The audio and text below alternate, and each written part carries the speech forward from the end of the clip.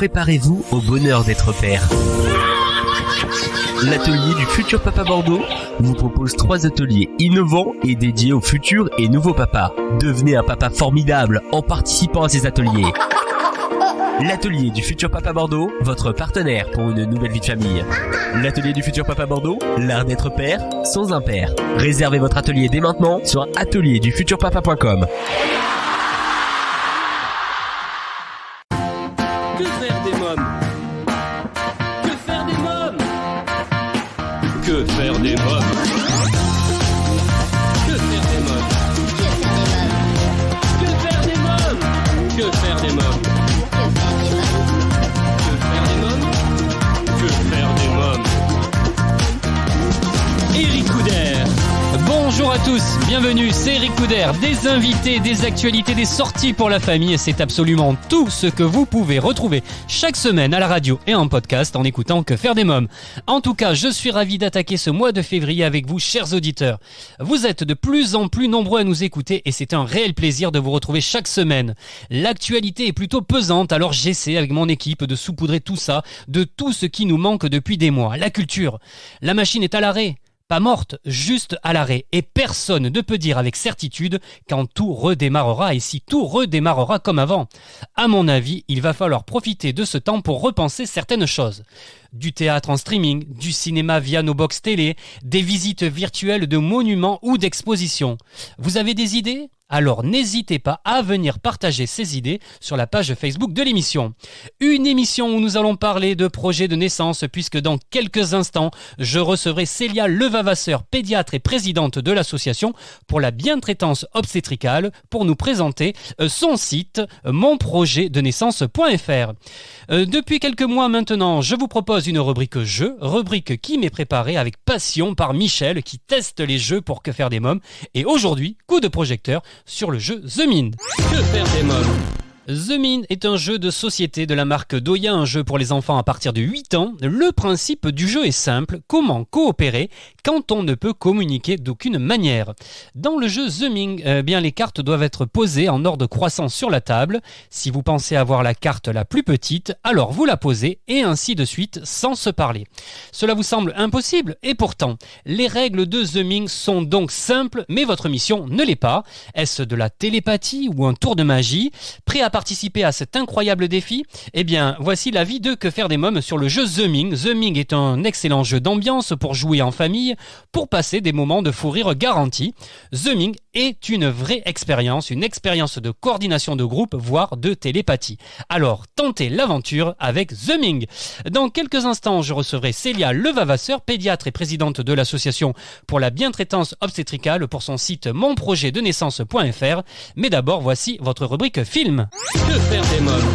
Cette semaine, je vous parle du long métrage d'animation Dragon 2 de la Fox sorti en 2014 et désormais disponible sur la plateforme de streaming Netflix. Tandis qu'Astrid Rustic et le reste de la bande se défient durant des courses sportives de dragons, notre duo parcourt les cieux à la découverte de territoires inconnus et de nouveaux mondes. Au cours de l'une de leurs aventures, ils découvrent une grotte secrète qui abrite des centaines de dragons sauvages.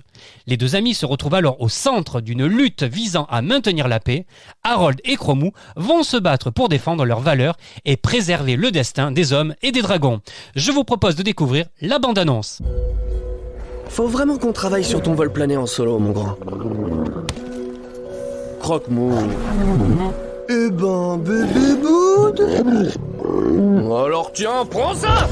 Alors, on fait moi le malin? Ouais, c'est ça, tu ferais jamais de malin, Unisorb.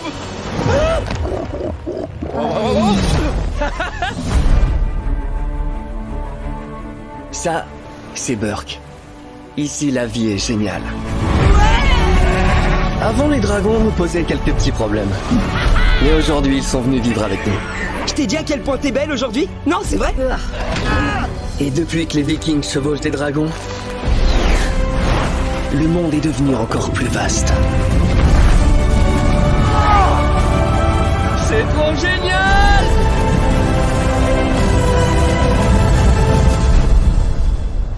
Qu'est-ce qui s'est passé ici? Qu'est-ce qui a pu faire ça?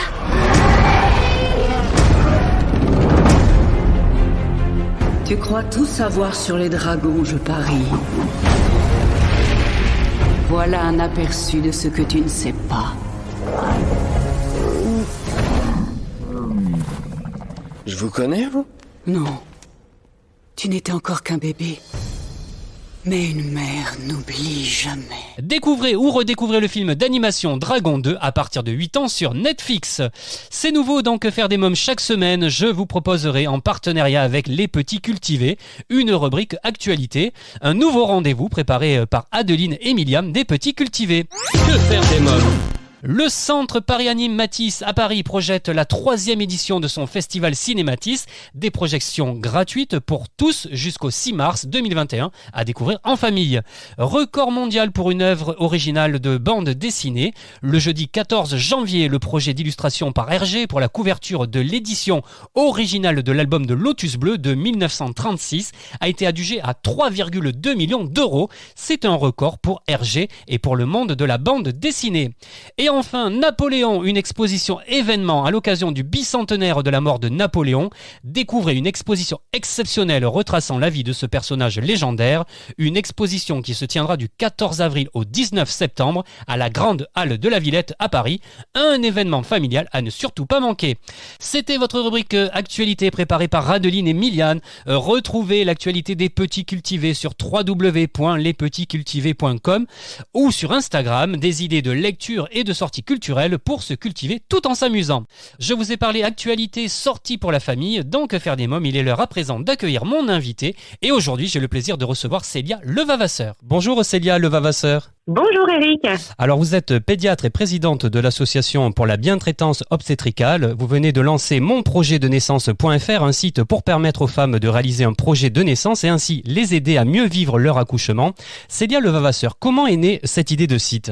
Eh bien, j'ai fait un hackathon santé. C'est un endroit où on regroupe énormément d'informaticiens, de designers, et puis nous, les professionnels de santé, on propose nos idées. Et donc là, j'ai rencontré Jacques Durand, qui est un communicant qui est à Rennes. Et tous les deux, on a donc eu l'idée de créer cette association. On a rajouté Noémie Cornelis, qui est sage-femme libérale à Isnoville. Et donc, à 3, nous avons créé cette association et depuis 2 ans, on a réuni autour de nous des bénévoles, des stagiaires, des professionnels de santé. Et on a donc créé cette application. Pour l'instant, c'est un site internet. Oui. Monprojetdenaissance.fr. On espère le transformer en application, mais on a besoin d'un peu de dons, mais ça marche très bien comme ça. Donc là, c'est anonyme, c'est gratuit. Il y a une 50aine de questions avec des informations, des vidéos, des schémas.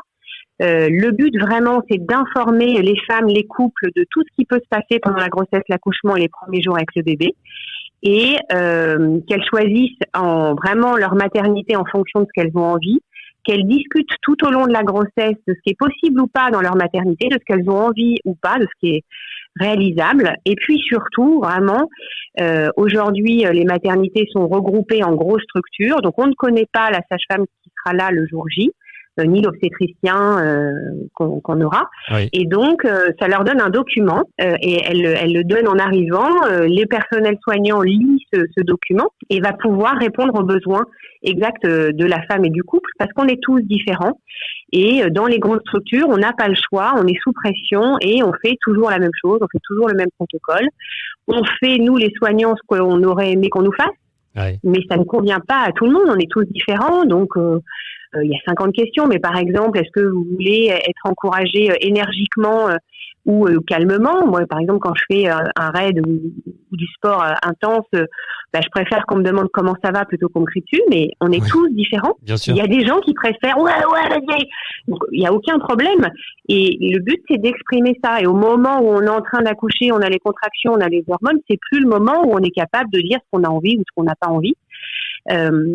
Donc vraiment, le but, c'est de mieux communiquer pour éviter les violences obstétricales qui sont faites parce que, alors je répète, le personnel est maltraité par l'institution et donc ils deviennent maltraitants malgré eux. Oui. Et puis aussi parce qu'ils font la même chose et la femme, elle est plus en état de dire ce qu'elle veut pas. Le papa ou l'accompagnante, elles sont dépassées aussi parce que c'est l'accouchement, c'est un truc extraordinaire. Et vous demandez à n'importe quelle femme, même à 90 ans, de vous raconter son accouchement, elle vous donnera tous les détails. Ouais. C'est un événement incroyable de la vie. Et on sait que s'il est bien vécu, ce sera vraiment un moment fabuleux. Ça a été démontré psychologiquement de capacité, de confiance en elle, de pouvoir pour la femme, et donc le lien avec l'enfant, et donc le début de la parentalité. Et qu'on sait que inversement, si ça se passe mal, si c'est traumatique, il y aura un syndrome de stress post-traumatique, et ça se passera mal avec le bébé. Donc vraiment, c'est très très important que ce moment se passe bien. Et pour que ça se passe bien, eh bien, il faut que les femmes soient mieux informées et qu'elles osent dire ce qu'elles ont envie et ce qu'elles n'ont pas envie. Alors, ceci est réalisé par des soignants et bénévoles. Comment permet-il aux femmes préparant leur accouchement d'être mieux organisées, mieux informées, plus sereines pour la naissance de leur bébé et mieux à même de communiquer leurs souhaits aux soignants? Alors, vraiment, elles vont déjà être très informées. On a fait beaucoup de vidéos. Alors, il y en a même qui sont sur la petite enfance, qui n'ont rien à voir avec mon projet de naissance, mais on est dépassé par notre succès. On a des demandes d'internautes, donc elles vont être vraiment mieux informées. Surtout en ce moment avec on dit plus confinement, c'est un demi-confinement, on ne sait plus comment on dit les choses, mais elles ont moins accès aux informations, moins accès aux préparations à la naissance. Et donc, quelqu'un qui n'est pas informé ou moins bien informé, ça va mal se passer le jour J. Par exemple, est-ce que le papa peut être là à la césarienne au bloc opératoire? Dans certaines maternités, oui, dans certaines, non. Donc, elles se préparent en discutant. Donc, nous, il y a la question. Elles vont demander à l'équipe. L'équipe va leur dire, non, nous, dans notre maternité, c'est non. Ou oui, dans notre maternité, on accepte les papas. Et elles se préparent. Ce qui se passe mal, c'est quand on n'est pas préparé. Quand on n'est pas assez informé et qu'on subit les choses et que ça devient un trauma. Donc, il y a un premier papier où c'est tout le projet de naissance écrit. Alors, c'est pas très joli. On a encore du progrès à faire. C'est en cours d'évolution. Mais elles peuvent le personnaliser. Et puis, il y a aussi une to-do list de choses à penser. Parce que c'est pareil avec toutes les émotions. Le jour J, on prend la checklist et est-ce qu'on a pris tout ce qu'il fallait prendre. Et donc, vraiment, les usagers, il faut dire le mot, les patients, les patientes, et ils ont des droits à l'hôpital. Ils ont des droits en clinique privée, ils ont des droits partout en maison de naissance. Et donc, c'est à eux de demander, voilà, moi, je voudrais pouvoir me détendre dans un bain parce que visiblement, ça aide les contractions et moi, le bain, j'aime beaucoup ça. Est-ce qu'il y a des baignoires dans votre maternité? Non. Ah, bon, je me prépare. Ouais. C'est juste, je suis pas déçue le jour J. Est-ce que, on peut y aller sur la liste est longue. Est-ce qu'il y a des miroirs pour mettre entre mes jambes, sur pied, pour voir la progression du bébé quand j'accouche? Non. Ah, au moins je le sais d'avance, je suis pas déçue. Pour aller plus loin, vous réalisez une série de vidéos sur différentes thématiques. Vous me le disiez tout à l'heure, vidéos diffusées sur les réseaux sociaux. Quels ont pour but ces vidéos, justement? Alors, ça a été vraiment, les vidéos, je les ai fait au moment du confinement. C'est-à-dire que le premier confinement au mois de mars, c'était terrible parce que là, tout le monde était isolé. Les professionnels de santé, on n'a pas eu le droit de consulter. On a eu le droit de faire que les choses urgentes. Et un bébé qui pleure, c'est pas considéré malheureusement comme quelque chose d'urgent, alors que vraiment les 4 premiers mois, un bébé, c'est vraiment fatigant, c'est difficile. Ça demande à être tout le temps dans les bras.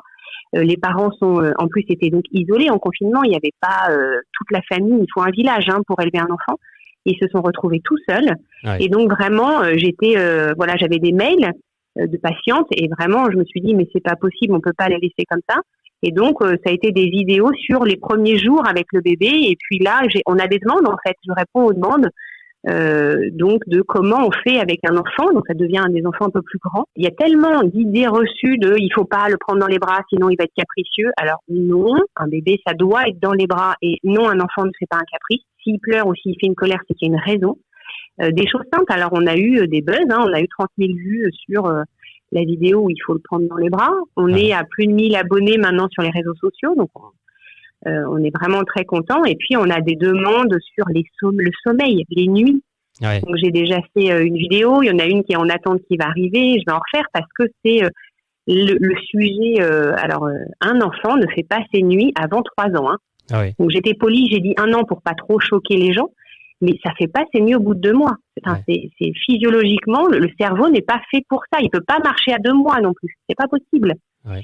Et donc, on est dans une culture où l'enfant doit dormir. Et en plus, s'il dort pas, c'est parce que les parents sont incompétents. On reproche aux parents qu'ils fassent pas leur nuit. Donc voilà, j'en suis à des vidéos de pédiatrie qui me tiennent vraiment à cœur parce que c'est mes consultations, c'est le cœur de mon métier. Ouais. Et que je ne peux plus autant consulter qu'avant parce qu'il faut qu'on nettoie entre les patients. Enfin bon, Donc c'est très frustrant pour nous, les soignants, et puis pour les parents, eux, ils se retrouvent tout seuls, isolés. Oui. Alors, quel conseil, justement, donneriez-vous aux jeunes parents qui nous écoutent et dont bébé a du mal à faire ses nuits ? Alors, donc vous voyez la phrase, il a du mal à faire ses nuits. Oui. Il a du mal à marcher à 2 mois aussi. Hein. Ouais. Il ne fait pas ses nuits, c'est normal, c'est un bébé. Ouais. Donc, qu'est-ce que je dirais à des parents dont l'enfant ne fait pas ses nuits, c'est normal. Eh bien, il y a plein de stratégies de relais, alors justement, avec les grands-parents, les tontons tatas, s'alterner avec le papa, la maman, et surtout de se dire que c'est normal et que ça va durer, il faut se mettre 1 an. Donc, quand on se prépare à ce que ça dure 1 an, on est beaucoup moins déçus, c'est toujours pareil. Quand on pense qu'à 2 mois, il faut que ça s'arrête, à 4 mois, on comprend rien. Ouais. Et puis, les nuits, c'est comme pour nous, un adulte, c'est vraiment la variable d'ajustement. Quand ça s'est mal passé dans la journée, quand il s'est passé des choses excitantes, Noël par exemple, les fêtes de famille, eh bien la nuit, l'enfant, quel que soit son âge, et l'adulte, quel que soit son âge, va mal dormir, avoir du mal à s'endormir, à se réveiller la nuit. Quand on a des soucis au travail, dans le couple, voilà, nous aussi, on va faire des insomnies. Donc on demande à des enfants d'avoir une compétence que nous n'avons pas. Déjà neurologiquement, c'est pas avant 3 ans, et même ensuite, c'est normal que l'entrée à l'école, il se réveille la nuit. C'est normal que quand il y a sa meilleure amie qui dit « Ah, t'es plus ma copine !» il y ait des problèmes la nuit. C'est la variable d'ajustement la nuit. Ouais. Mais non, mais il y a des centres des troubles du sommeil partout en France pour les adultes. Les Français sont les plus grands consommateurs de somnifères du monde.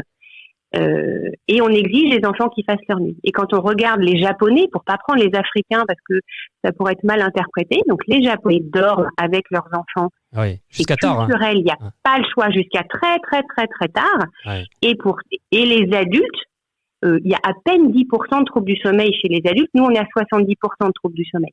Ouais. Donc comme quoi de dormir sécurisé avec son parent ou avec une veilleuse ou avec un poisson rouge ou avec n'importe quelle stratégie, eh bien, ça donne la sécurité pour tout le sommeil de toute la vie de cette personne. Nous, on s'acharne à vouloir séparer le bébé de sa maman, séparer le bébé de la chambre des parents. Voilà, on n'est pas logique, mais c'est culturel. Le problème est culturel. Alors, je voulais préciser également que chaque semaine, donc, de nouvelles vidéos sont postées et les soignants de labo se tiennent disponibles pour apporter leurs conseils avisés et répondre aux questions des parents. Hein, c'est ça, des futurs parents. Hein. Oui, on répond aux questions quand on a des questions écrites, et puis on a aussi un système d'écoute le lundi matin.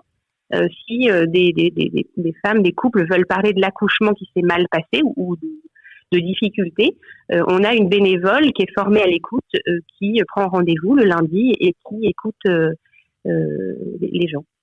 Alors Célia Levavasseur, alors je souhaitais préciser, vous m'en avez parlé tout à l'heure, mais que vous faites un appel aux dons pour créer l'application mobile de Mon Projet de Naissance. Alors pour les auditeurs qui souhaiteraient vous aider, comment peuvent-ils faire un don ? Alors en allant sur le site l'association Bientraitance Obstétricale, en faisant un projet de naissance et à la fin on propose de faire un don, on se rend compte de l'utilité publique de cette application, de ce site Mon Projet de Naissance. Voilà, on n'a pas besoin non plus de 100 000 euros, hein. On a besoin juste de pouvoir financer le site support qui va transformer notre site en application. Donc c'est pas des sommes, on a demandé 6 000 euros, hein. On n'est pas gourmand, hein, du tout. Tout est bénévole. Là, c'est vraiment pour payer tout ce qui est informatique en fait. Très bien. Alors Célia Levavasseur, je rappelle que vous êtes pédiatre et présidente de l'association pour la bientraitance obstétricale. Et si je vous ai reçu aujourd'hui, c'est pour votre site monprojetdenaissance.fr, un site qui permet aux femmes de réaliser un projet de naissance et ainsi les aider à mieux vivre leur accouchement. Merci Célia Levavasseur, merci beaucoup. Merci beaucoup. Qu'est-ce qu'on est bien chez soi, dans sa voiture, à la campagne, au bout du monde, connecté et abonné au podcast de Que faire des mômes. Mais malheureusement, tout a une fin. Alors avant de nous quitter, je vous propose de découvrir ma sélection livre de la semaine. Que faire des mômes ? Dans la bibliothèque de Que faire des mômes, j'ai mis en évidence cette semaine le livre Même pas peur. Un virus, qu'est-ce que c'est ? Comment se transmet-il à travers le monde ? Est-il méchant ? Que faire pour ne pas tomber malade ? Dans la rue, à la télévision, à l'école, vos enfants comme Zoé, héroïne de ce très joli livre, voient et entendent beaucoup de choses qu'ils ne saisissent pas. Alors, ils posent plein de questions. Alors ce qui est super avec ce livre, c'est qu'en plus d'y trouver des réponses simples à hauteur d'enfant, c'est qu'il est enrichi de très jolies illustrations et de volets qui expliquent avec sérénité la présence des virus dans la vie des enfants et les rassurent pour mieux y faire face. Bref, voilà un livre que je vais garder précieusement pour le donner à ma petite nièce Erika qui commence à lire. Même pas peur, un livre disponible aux éditions 4 Fleuves. Puisqu'on parle de virus, je vous conseille pour vous, chers parents et adultes qui nous écoutez, le livre Face aux virus, bactéries, booster votre immunité. C'est mon livre de chevet depuis quelques jours. La Covid-19 nous a brutalement rappelé l'intérêt de notre système immunitaire qu'elle s'acharne à attaquer. Dans cet ouvrage, le professeur Henri Joyeux, ancien chirurgien, cancérologue et chirurgien des hôpitaux, qui a aussi enseigné à la faculté de médecine de Montpellier, qui a publié de nombreux best-sellers sur l'alimentation, nous explique la magnifique organisation et le fonctionnement de nos défenses, innées ou adaptatives, qui nous maintient en bonne santé. Il vous aide en outre à discerner et à choisir parmi tous les vaccins proposés. Vous trouverez dans cet ouvrage un focus indispensable sur l'épidémie du Covid-19 et de nombreux conseils pour stimuler votre immunité présente jusqu'au grand âge. Face aux virus, bactéries, booster votre immunité, un livre disponible aux éditions du Rocher. Nous voilà au terme de votre émission. Merci à tous pour votre fidélité. C'était Eric Couder. On se retrouve la semaine prochaine pour un nouveau numéro de Que faire des mômes avec de nouveaux invités, des actualités, des sorties pour la famille. Si vous souhaitez garder le contact, abonnez-vous à notre podcast et à notre newsletter sur quefairedesmoms.fr. Et si vous désirez participer à l'émission, échanger sur les sujets traités dans l'émission d'aujourd'hui ou partager avec notre communauté des bons plans pour toute la famille, je vous donne rendez-vous dès maintenant sur les réseaux sociaux de l'émission, sur mon Instagram perso et ma page Facebook. À la semaine prochaine.